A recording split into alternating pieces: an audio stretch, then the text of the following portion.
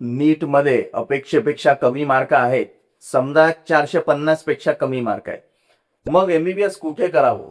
महाराष्ट्रात, इतर राज्यात का परदेशात? या प्रश्नाचं उत्तर तुम्हाला वाटतं तेवढं सोपं नाहीये. ते अवलंबून आहे तुमच्या सिच्युएशनवर. कसं ते आपण समजून घेऊया. विषय असा आहे की गव्हर्नमेंट किंवा सेमी गव्हर्नमेंट म्हणजे ज्याला आपण प्रायव्हेट म्हणतो, या कॉलेजेसमध्ये 85% स्टेट कोट्यामध्ये तुम्हाला एमबीबीएस मिळत नाहीये. ज्या विद्यार्थ्यांना नीटमध्ये 450 पेक्षा कमी मार्क आहेत, असे विद्यार्थी आर्थिकदृष्ट्या 3 भागात विभागले जाऊ शकतात.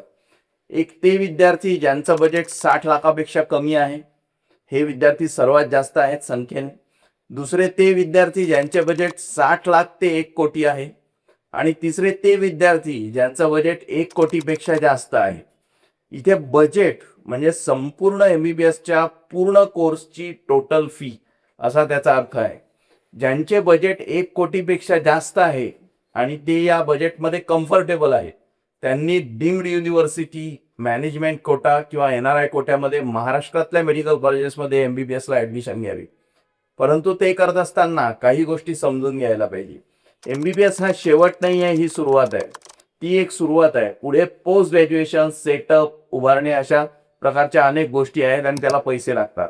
या संपूर्ण गणिताबरोबर जर तुम्ही कम्फर्टेबल असाल तर तुम्ही मॅनेजमेंट कोट्यामध्ये 100% ऍडमिशन घ्या आणि जरूर घ्या, कारण तिथे एज्युकेशन स्टँडर्ड असतं. त्यामध्ये आम्ही सुद्धा तुम्हाला 100% मदत करू. बजेट 60 लाख ते 1 कोटी असेल तर इतर राज्यांमध्ये एमबीबीएस करण्याचे चांगले पर्याय आम्ही तुम्हाला देऊ शकतो. त्यावर तुम्ही जरूर विचार करावा. मात्र बजेट जर 60 लाखापेक्षा कमी असेल तर एमबीबीएस परदेशात करणे हा बेस्ट पर्याय आहे, किंबहुना तो एकमेव पर्याय आहे एमबीबीएस करण्याचा. कारण कुठेही केलं तर एमबीबीएस हे एमबीबीएस आहे. पुढच्या सर्व ऑपॉर्च्युनिटी सारख्याच आहेत. Russia, Georgia, टिमोर, Uzbekistan, Kyrgyzstan, Nepal या सर्व देशांमध्ये आम्ही एमबीबीएस ऍडमिशन्स करतो. किंबहुना इतर राज्य व महाराष्ट्रातल्या मॅनेजमेंट कोट्यामध्ये सुद्धा आम्ही एमबीबीएस ऍडमिशन्स करतो.